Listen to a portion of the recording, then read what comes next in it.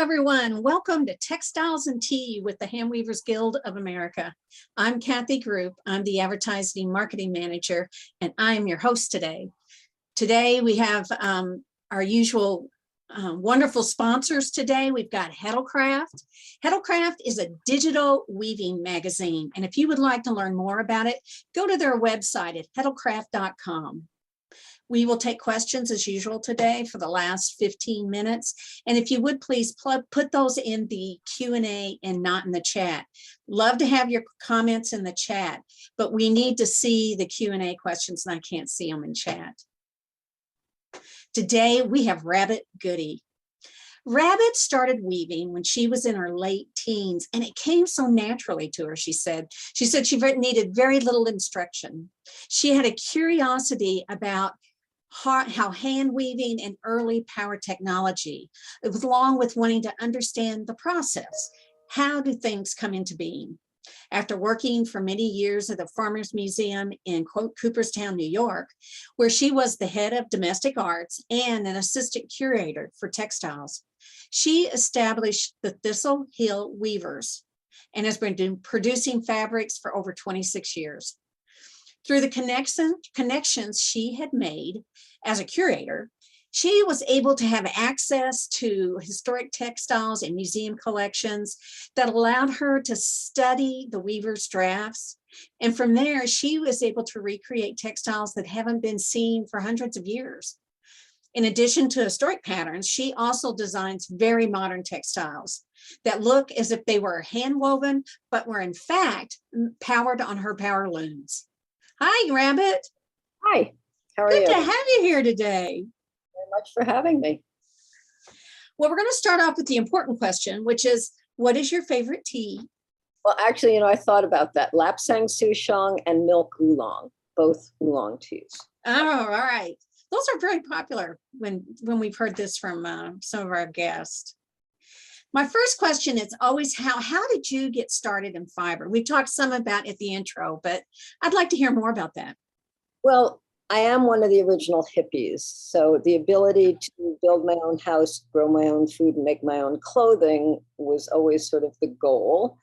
But the reality is, once I started spinning and weaving, and I started spinning with a stick and a potato, and I was given my first loom and then built a loom. I just never looked back. So that was, it just became part of who I am.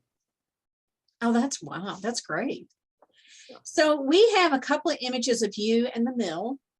So what were the events that led you to decide you were going to purchase and start a mill? This is not a off-the-cuff decision, I'm sure. No. No, it's not off the cuff, although someday I wish that, I'm not sure the decision was well thought out. But so I'm interested in that transitional technology between hand and power. But having been in the museum field, producing textiles in the museum field, I recognized two things. One, as a hand weaver, no matter how good I was, no matter how fast I was never going to be able to really make a living and do the kinds of textiles that I wanted to produce. That's number one. Number two, I have a fascination with gears, grease, and lint. Those are the ingredients of my mill. You gotta like gears, you gotta like noise, you gotta like lint, and you gotta like grease. And I'm interested in process. So I worked with David Klein and Pat Klein at Family Heirloom Weavers. And I worked in a tiny bit at the Scottish College of Textiles. And I was always looking for the way that weavers solved problems in the 18th and 19th centuries. And the knowledge of weaving, of highly technical, complex weaving, didn't pass to hand weavers. It passed to the industry. So my interest has always been, where did the knowledge go and what was that knowledge? And how do you then backstreet that knowledge to hand weaving? Because what I found was the equipment for hand weavers is so abysmal, no matter who makes it, no matter where it's made. And it's lost any of the understanding that went directly into the technology of power loom weaving. So, Huh. and what I did was I scavenged equipment from mills that were going out of business. So everything Right. up here is a piece of equipment that was going to be trashed. How did you find it? Easy. The mill, when I started looking for these pieces of equipment, the mills were going out of business at a rate of a couple hundred a day. That's true. So scavenging, finding mills that had things that were just closing. Orinoco is a perfect example. York, Pennsylvania, they let workers know at noon that the mill was closing at 5. So they had very little damage. In other words, I mean, Oh, so the disconnect between labor and management has always been, especially in the textile industry, which is under unionized, has always been a bad one. But yeah, they let people know just before they closed and went out the door. So everything was exactly as it was with very little damage. So, and there it's at. well, we have a video of your mill that we want to run, and it's really loud. So we're just going to let it run and then we'll talk. Okay. Okay. Yep.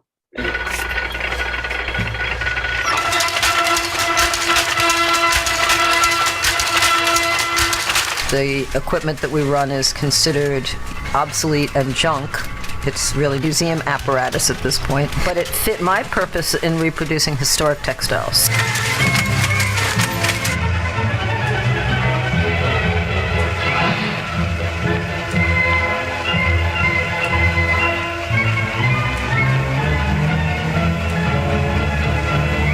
This is Thistle Hill Weavers, and we reproduce historic textiles, and we also do custom and commission weaving for a variety of clients. But I started out as a hand weaver and recognized over time through work at museums and through work doing nothing but hand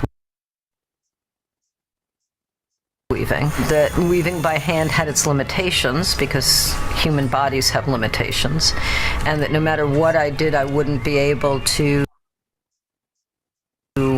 produce enough to make a living. So at some point I made the change to looking at mechanical weaving, or as my husband so blithely calls it, heavy metal weaving.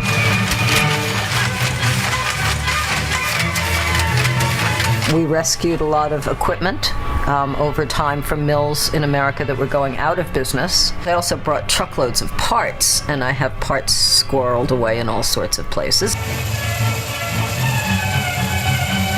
So we get people in here who are fascinated by the gears and fascinated by the old machinery, who don't care at all about the fabric. And then we get people who care to the minutia that the fabric looks and feels and tastes and is as close to the historic as possible, but they don't care at all about the process. In America, we made very smart tools, and anybody could run them.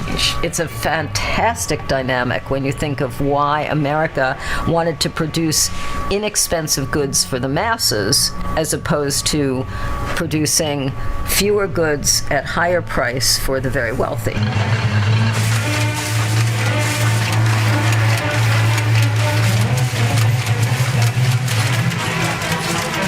There are very few mills that will do short runs and who will develop fabrics. We don't know from one minute to the next what order is going to come in the door. And I'm interested primarily in flat woven textiles, so domestic and interior textiles. I love trying to figure out how it was done in the past, and that keeps me going.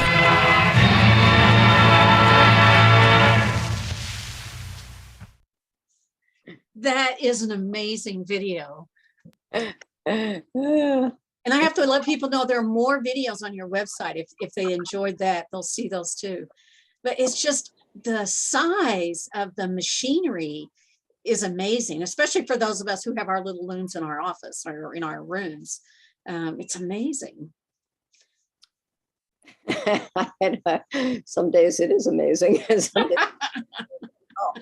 They're mechanical So one thing we often say is that if they ran yesterday and they break down today, it may take a whole week, it may take more, but eventually we get them running again.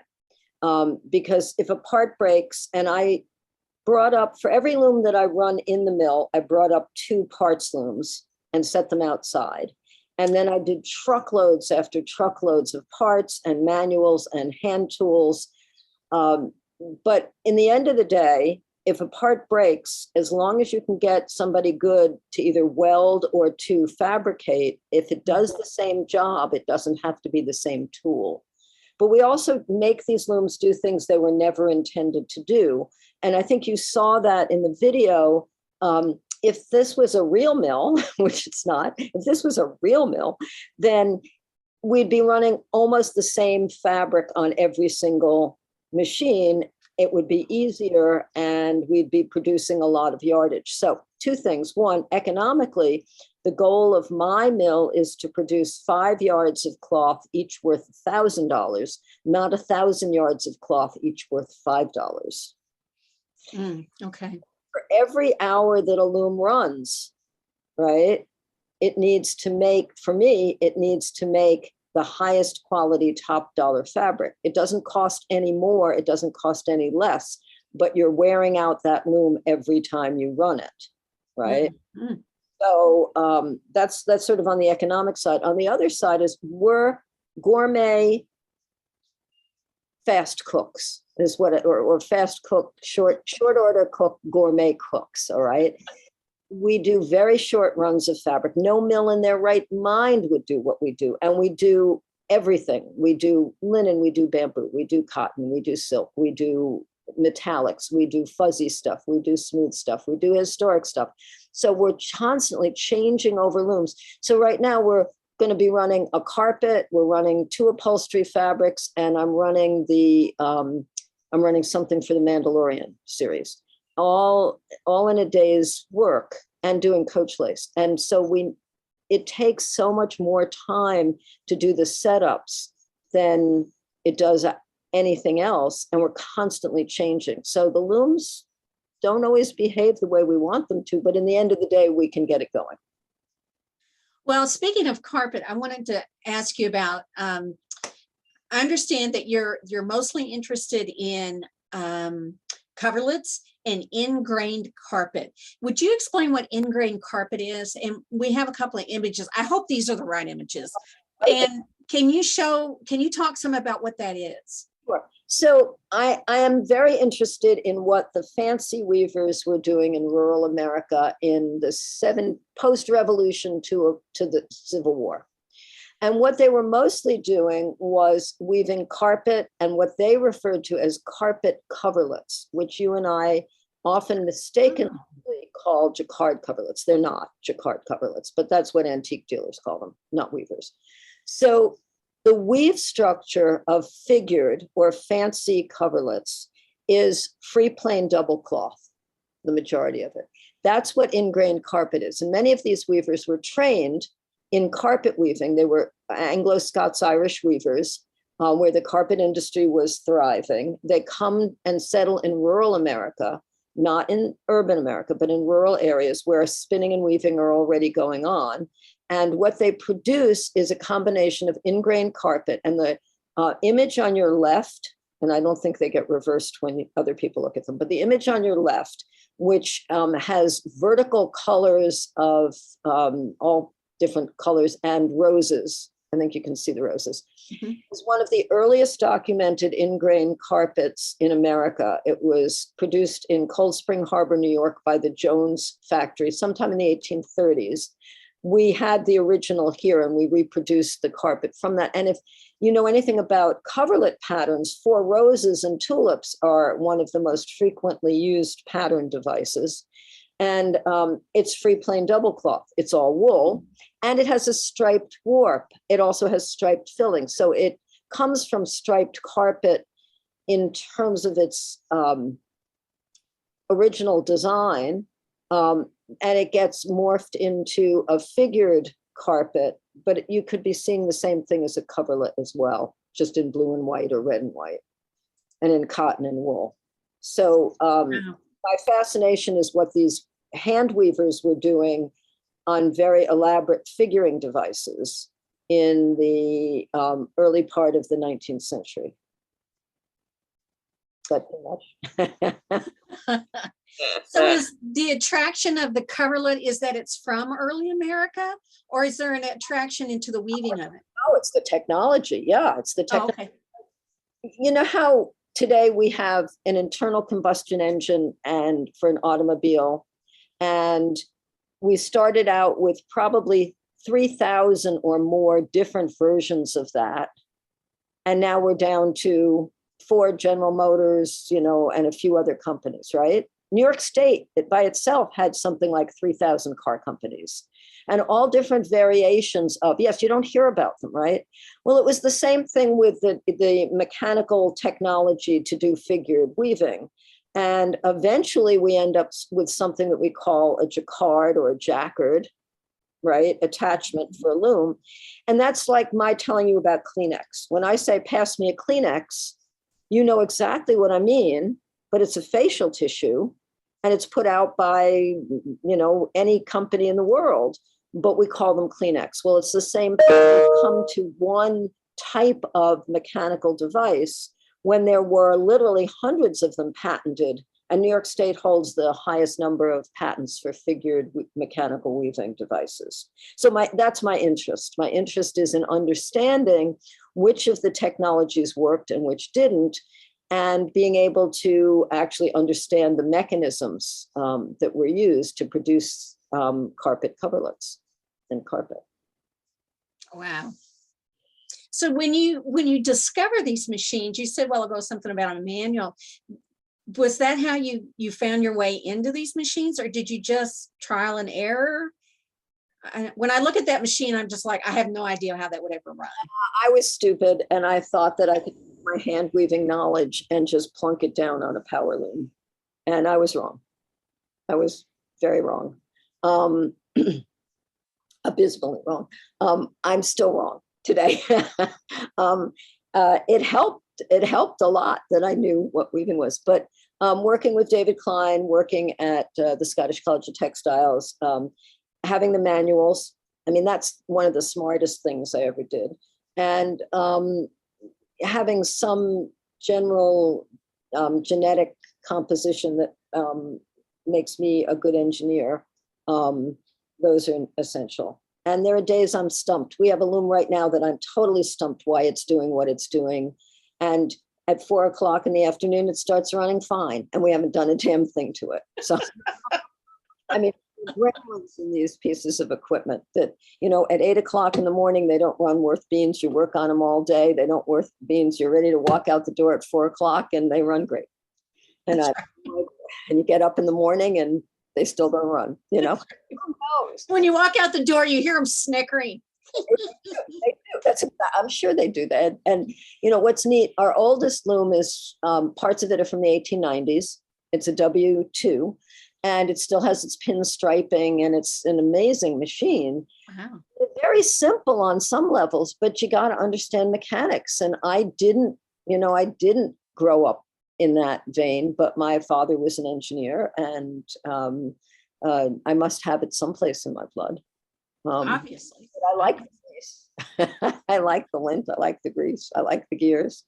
Well, let me ask you about your weaving part.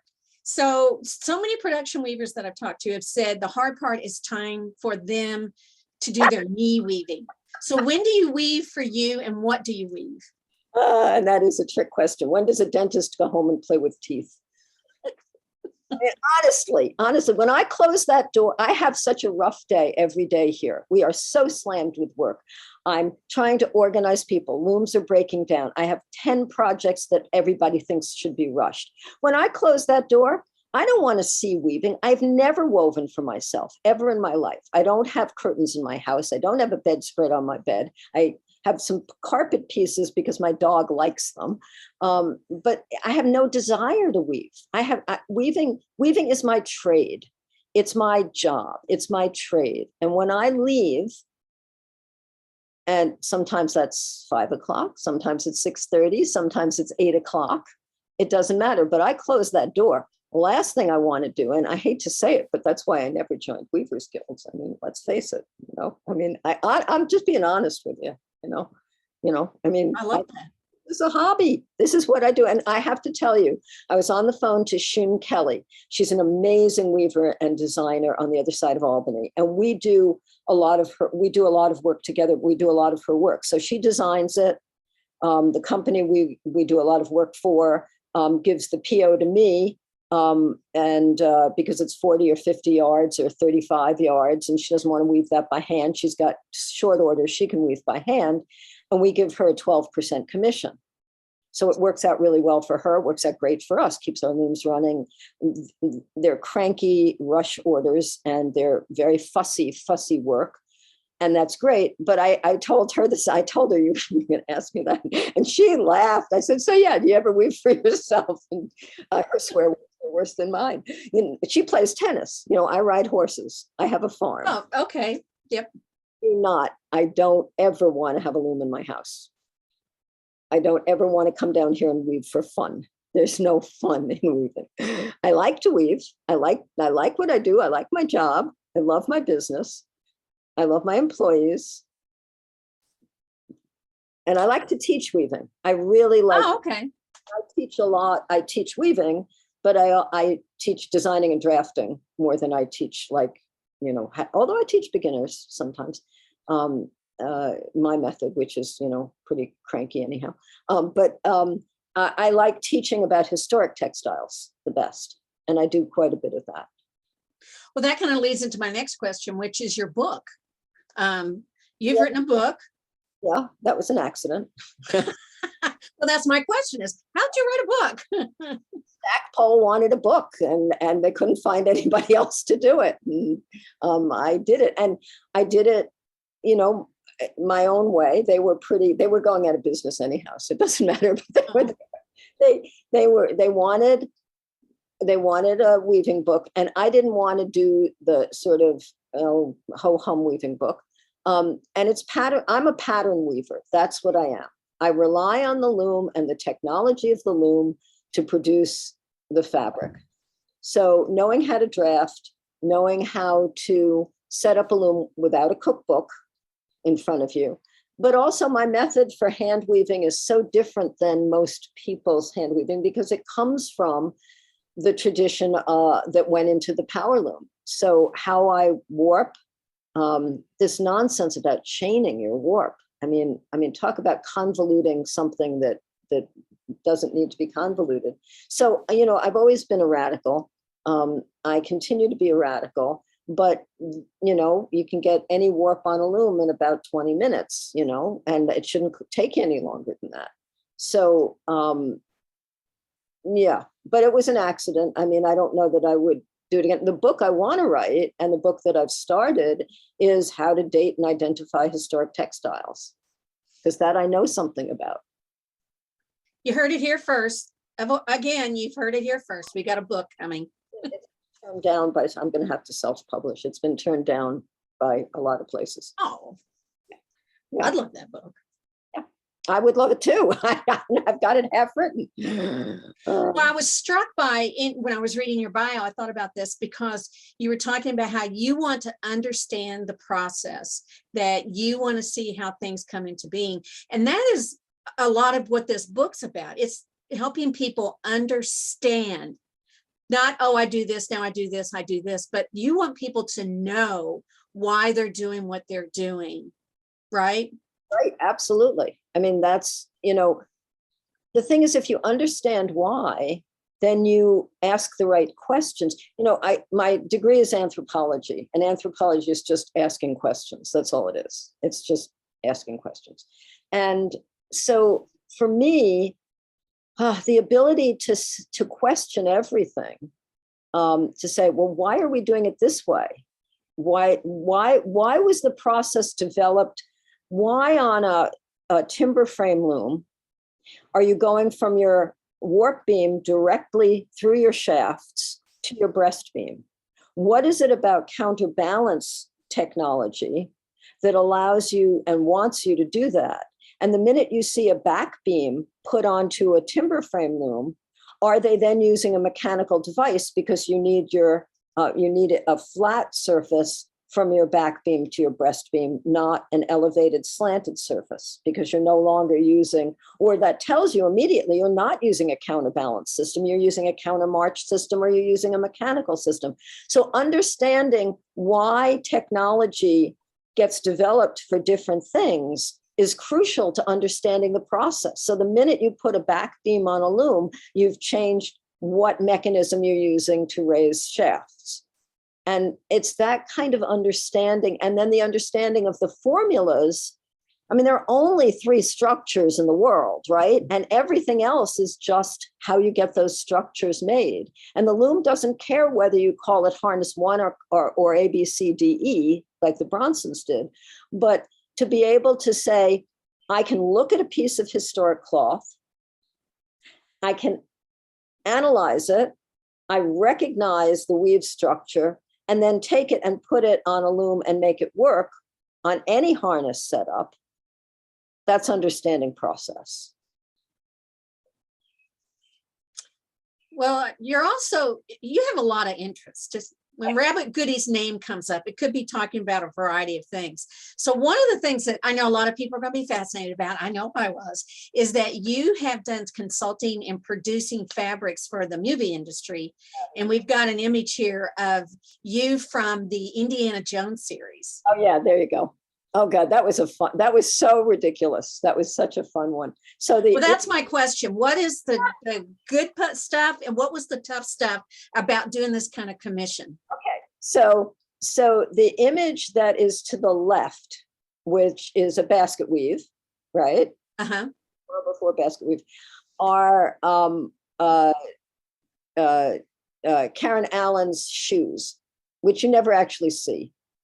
And the image under the photographs are the loincloths that the Peruvian warriors wear, which also you probably never see. But the fun part of it, which isn't pictured, oh, maybe at the extreme right, you might see a little tiny bit of it. Yes, you do. The poncho that Uxley wears for the entire movie, we had to make 15 different. We had to make multiples of, because he wears it for the whole movie and it gets waterlogged, it gets torn up, it gets all this. And in movie world, you have absolutely no idea what scenes they're going to film first or last. So very often, like Road to Perdition, which was one of my favorite movies to work on with Albert Walski, they shoot the last scene first, which meant we had to make many, many versions of Tom Hanks' suit. Mm-hmm. Give it away. It's a fantastic movie. If you haven't seen it, go see it. But this one, the Indiana Jones and the Crystal Skull, sort of, it was a joke because we had designed a Peruvian poncho for Oxley, and Spielberg was on his exercise machine one morning watching something of the Sierra Madre and saw a poncho he liked better. Now, mind you, it was Mexican, not Peruvian. And we had just warped 200 yards of the Peruvian one. And he called up and said, scrap that. I want this poncho. 200 yards of perfectly good wool. We used to stuff our beds with when we do a historic bed reproduction. Yeah.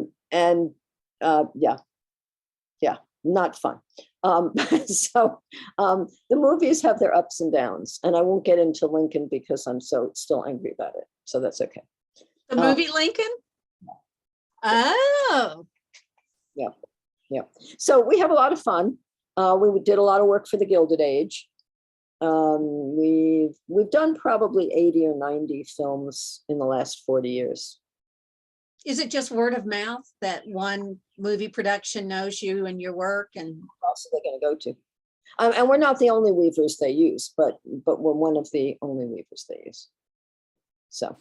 Yeah. How did you get started? What was the first one that got you going? The movie was A Scarlet Letter with Demi Moore. And I used to do, a lot of work for Plymouth Plantation, and they filmed it there.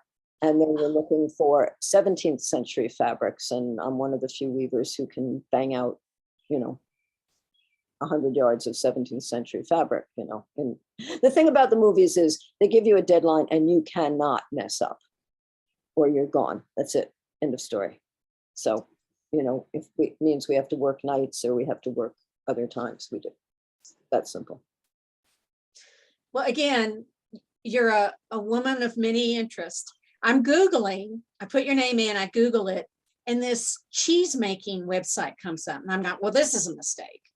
And I'm scrolling down and there you are. So you're a cheese maker and not just, oh, I want to try this. According to this article, you're a very good cheese maker. So my question is there a parallel between cheese making and weaving? Absolutely, it's all the same. So although I talk a lot about the fancy weaver in the 17th and 18th and 19th centuries, and I told you that I'm an anthropologist. So one of the chief factors in my whole life is looking at vernacular textiles, vernacular architecture, vernacular foodways. So my goal in making cheese is, what did people make in their homes every day when they had extra milk, which is most of the time? And cross-culturally, there are only 3 or 4 ways to make cheese, just like there are only 3 or 4 weave structures.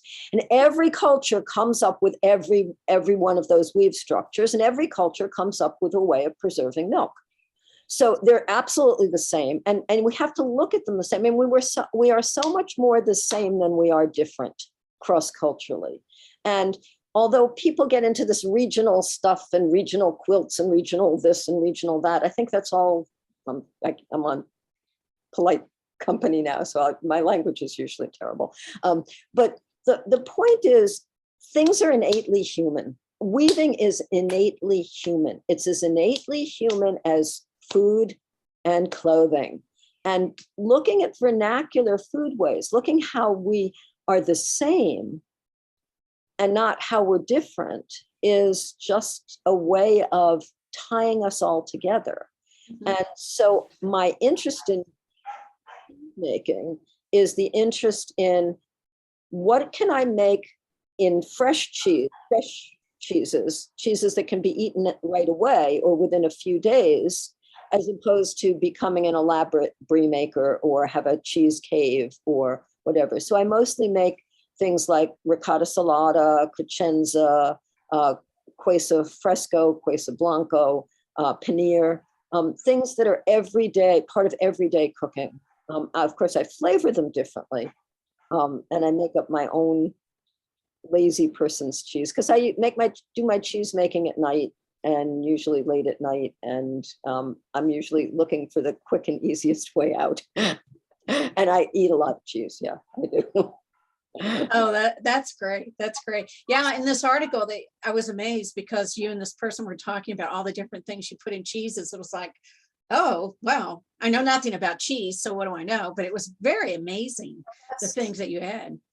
Flavoring sort of supply here. But what's essential to most cheese making is that it usually if you're doing vernacular cheeses, it usually uses yogurt as your base culture. So you're making yogurt all the time anyhow, and it makes itself to some degree, is historically, not today, and you're taking that as the culture to make other cheeses. And that's the same with weaving. It's just like, yeah. Yeah. Well, I can easily see how you were a curator at the Farmers Museum in Cooperstown. And they were lucky to have you because your interest and your curiosity. So doing that, do you think it impacted on what you did afterwards? Oh, completely. But they were neither lucky nor were they happy with me. I am exactly what museums hate as a curator. First of all, tools need to be used to be understood. And so there's always this disconnect between textile tools. My friend Larry Gross, who used to run who was the curator of machinery at the Museum of American Textile History years ago, told me, until you run a machine and break it, you don't know how it runs. So museums don't love the fact that I think tools need to be used to understand them. That's number one. Number two, I can't get all I'm not a conservator that's doing somebody else's laundry. I barely do my own. And I don't have as much, this is awful to say, I have virtually no respect for the fabric itself. I have only respect for the way it came into being. And that's not a great thing for a textile curator. I mean, yeah. I don't get all mishy-mashy about like protecting the textile. And they would have preferred somebody a little less, and a little less radical. Yeah, it's true. I don't know if I should ask my next question. The next question was going to be, if you could curate an exhibit of anything or anyone, any artist, any theme, what would it be? Well, I think what hasn't been explored enough is the role of the fancy weaver in forming, in forming the textiles that were used in rural America. That the dovetailing between what's so neat, and this is what people don't get, is there's this incredible dovetailing of technologies in the 18th and 19th century, where if you raised sheep, you took it to a water power carding mill, a first breaker, maybe it made rolls, maybe it did more than that, but maybe it made rolls. You took it back, you spun it. You took it to the dyer, the blue dyer or whoever. I doubt you didn't do all your dyeing yourself, and nobody went through the countryside gathering fruits and berries. Sorry. That's an Appalachian 20th century depression myth, really. But historically, you could take it to the blue dyer, and you could take it to the fancy weaver, or you could weave something yourself. And then you took it to the fulling mill, or you took it to the bleachery. But there's this incredible dovetailing between everybody who's producing textiles, and that doesn't happen today. And people are completely unaware of that kind of connection between the role of the fancy weaver and the role of the vernacular domestic weaver. And there's the putting out system, and there's the fancy weaver, and then there's weaving your domestic textiles. And all of that is running together in a rural economy. And that, to me, that's the exploration. Material culture of the textile material culture, really. So when you say, and you may have said this and I missed it, when you say fancy weaver, are you talking about like power looms?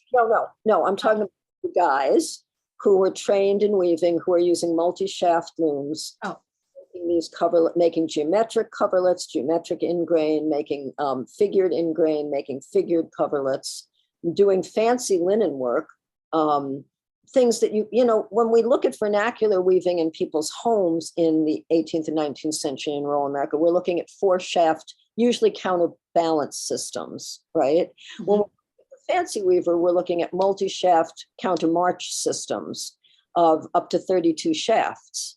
And that's the part of stuff that you don't ever, people don't.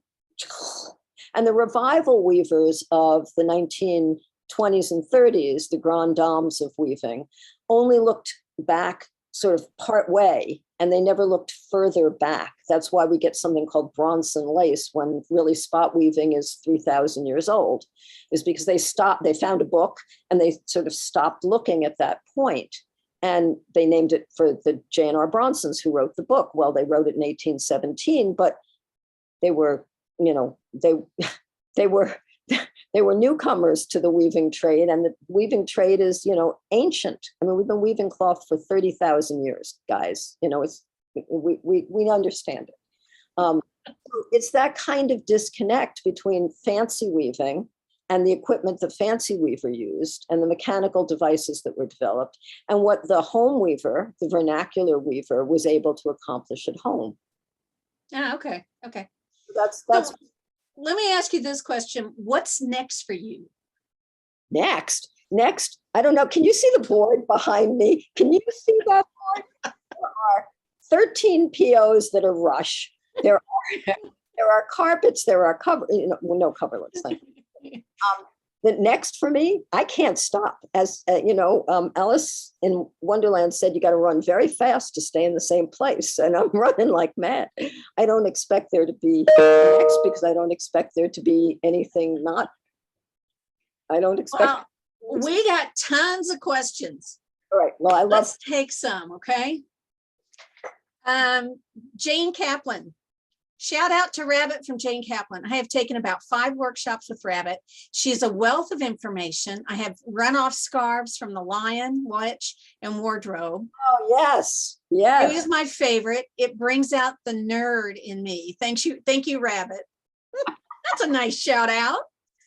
The nerd. All right. Marjorie Wheeler. Hello, Rabbit from Margie Wheeler in Maine. I came to see you in Thistle Hill back in the 80s. I worked at Mystic Seaport after you left. You are an inspiration. You're a Wheeler, which is, the Wheelers of North Stonington, Connecticut. So, yeah. Oh, this is a good question because I'm going to line up for this one. Karen McGowie, I think it's pronounced. Do you allow the public to visit your mill? We normally do. Right now, because of COVID, right now, and we're so busy, we're sort of a closed shop till the end of the month. But normally we do, and we invite people to come and see what we do. But COVID, I'd love to. COVID here right now is ramping up, and yeah, not happy about that. So Susan Bacuso, how many days do you run your machine? Do you keep them on 24/7? Okay, no, we don't keep them on. And unlike a real mill, we only run one shift. We work Monday through Thursdays or full days, Fridays, a half a day. Some days you'll walk in and 3 looms will be running. Some days you'll walk in and we're on setup on 3 looms or 4 looms. But no, we only run them when we are running a job. So right now I have 2 looms out waiting for warps. And I could do that on that loom. And yeah, I mean, we're a job shop. So, so instead of having like 10 looms that all do the same thing and one person running 10 looms, ours, it's one person, one job. Sometimes it's 2 people, one job.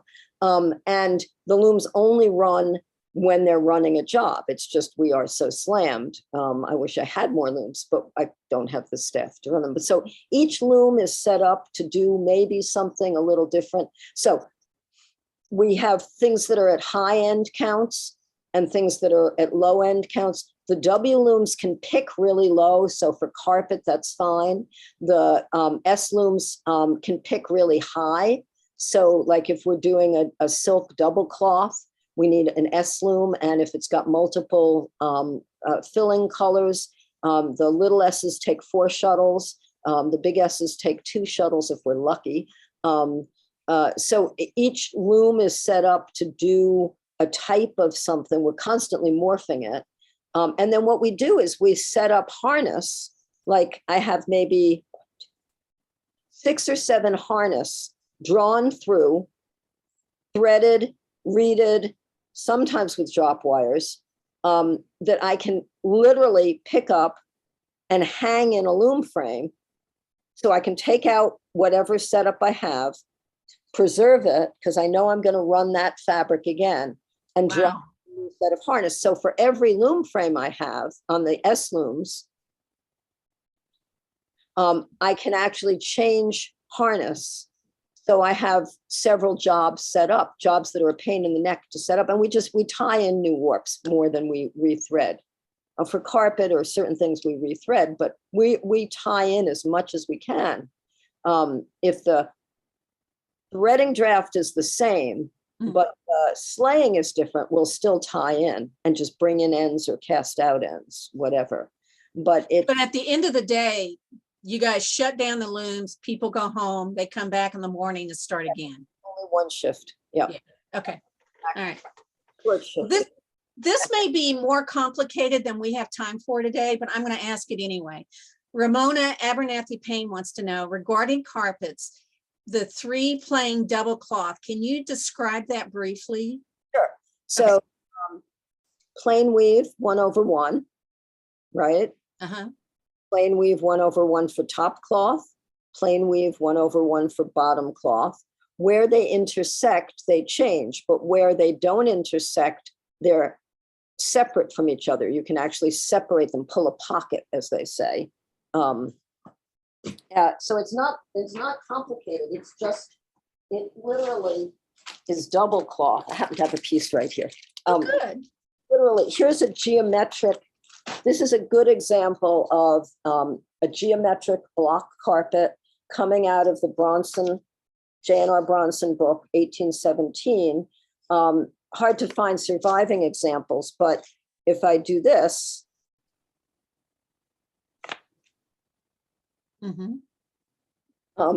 it's just double layer plain weave, right?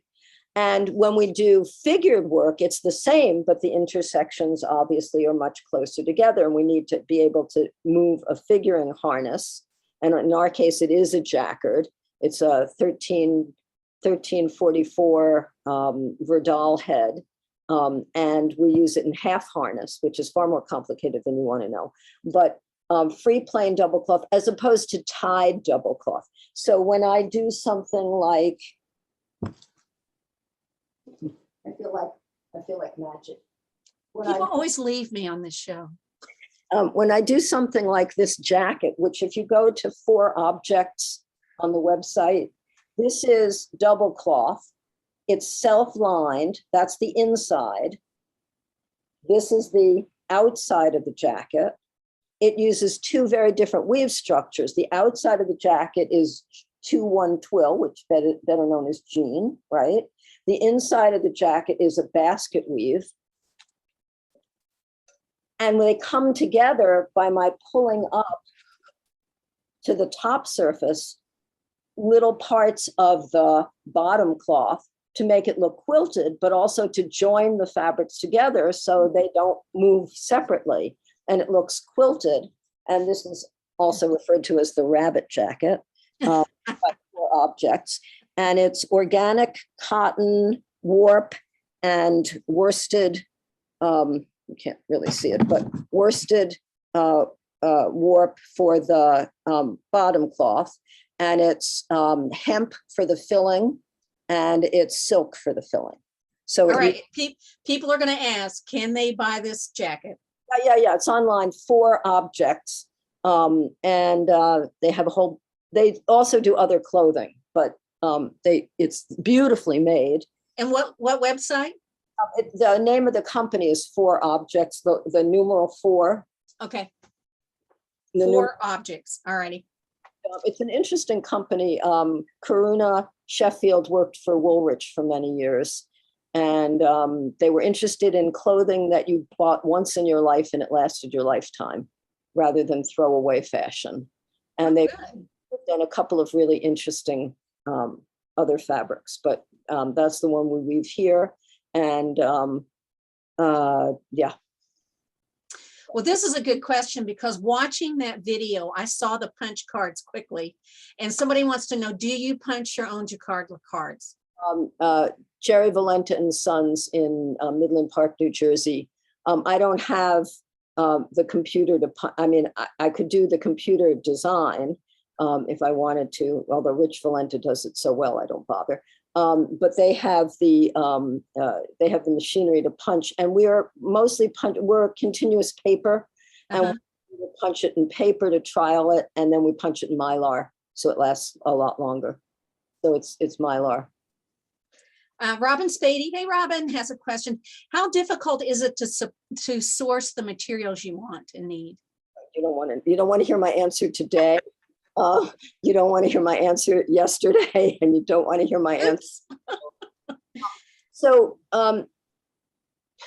it's terrible right now.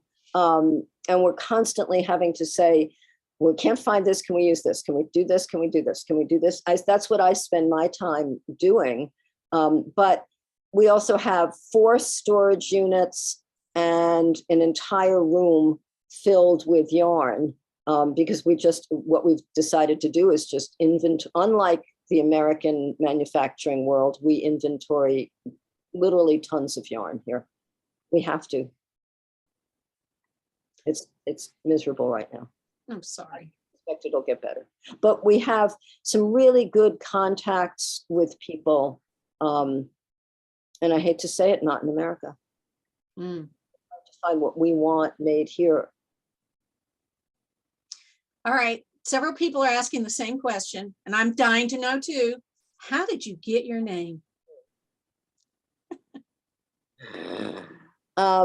So when I was a little girl, my father used to call me Hassenpfeffer, which means rabbit stew, and I couldn't spell it. And I kicked him in the shins repeatedly. Of course, my grandmother called me Petty Shushu, which means little cabbage. So I guess I took the rabbit rather than cabbage. But my dad had a very high security clearance at one point, and I was very active in the anti-war movement. So I went by the name of September Rabbit. And it stuck. Oh, really? I mean, people don't forget it. And Goody is the name that my family ended up with when they went from Russia or Ukraine to England. And that's a whole nother story. So I didn't change, even though I've been married a few times, I didn't change my maiden name. My husband's kept theirs. I figured I could keep mine. Well, it's so well known. I can understand that. Well, There's so many questions, Rabbit. I don't know what to ask you.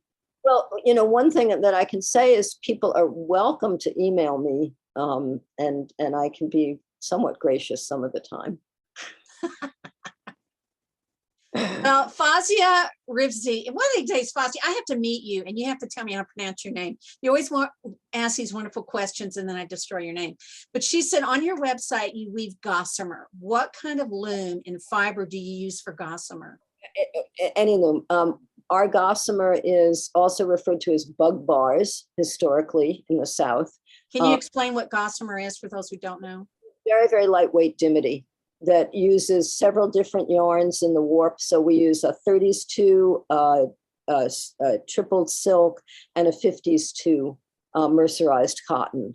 And then we weave it at a pretty low density. I think it's 36, it's very low density. It's 36 EPI, and I think it's probably something like 28 to 32 on the loom. And then we do some figured gossamers, but they're basically just very lightweight dimities. And dimities are defined as usually cotton, sometimes, but usually cotton cloths that are patterned by, they're not colored. They're usually patterned by the weave structure and the yarns themselves. So thicker and thinner yarns, weave structure, but usually they're not highly colored. So tone on tone. So we have cap dimity, furniture dimity, gossamer dimity, handkerchief dimity. It's a whole group of fabrics. Was that? So we just run them on our power looms. I mean, you can run it on any loom. People were asking about do you have any samples left over from the movies that you've done? Sure. Do you put them on display or do you do workshops and show those off? Or we used to, this COVID thing has really changed how we are. But yeah, we usually do an open house. We used to do an open house around Christmas time for a month practically, and we had our movie stuff on display. And when I give lectures to Weavers Guilds, I always pull out a PowerPoint of our movie stuff because it's funny. I mean, how we develop fabrics for the movies is hysterical in itself. And that's just a quick PowerPoint thing. And I love talking to weavers. Don't get me wrong. I mean, I do love talking to weavers. And I am available now. Zoom has done a really great thing for me because I don't really want to do much traveling anymore. I'm happy on my farm. I'm happy and working. But I love giving lectures and I'm happy to Zoom, Weavers Guilds and lectures. And if you have questions and want to set up a group of weavers who have a question, I'm happy to do that, especially in the evenings, because I can Zoom. I mean, this has been a godsend, really.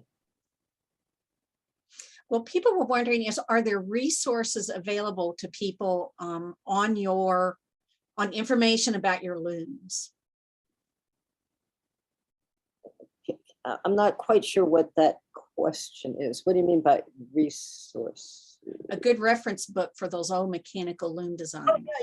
Yeah, sure. There are tons of them. The International College of Study, of course, put out tons of books. I have an incredibly extensive library here. Yes, absolutely. Don't be fooled. Don't be fooled. You may find a power loom in your life, but it won't help you one little bit. Because without a warping system and without a quilling system and without a coning system, these are integrated manufacturing systems. You know, having a power loom in your backyard is not anything that's going to get you anywhere, unless you have a warping system. I mean, people have tried and they don't get it. You know, they think, oh, well, I just want to make a whole lot of cloth and I don't want to send a shuttle back and forth, which is fine. I understand that one big time. But the truth is, you need a warping system that matches your equipment. You need extra warp beams. You need a coner. You need a quiller. All of those things are tools that we are obsolete now because we don't use shuttle looms anymore. And you can't do historic reproductions or carpet with rapier looms, which is what you're going to find now being discarded, are rapier looms and electronic jackards. And you don't just go out and do this stuff. You know, oh, hey, I got a draper loom and I'm going to put it in my garage and I'm going to make cloth. It doesn't work that way. Well, Rabbit, we have to stop. I can't believe it. This has been wonderful. Thank you so much. I have to say that I've heard your name for years, and just learning about you has been an eye-opener. You're a woman of many interests and talents. So, and I apologize to everyone, we didn't get to your questions, and Rabbit did say you can email her and ask her. Right. Yeah. Good. So I encourage people to go to Rabbit's website. It is thistlehillweavers.com. There's all kinds of information on there and some great images. So I encourage you all to go there, take a look at it.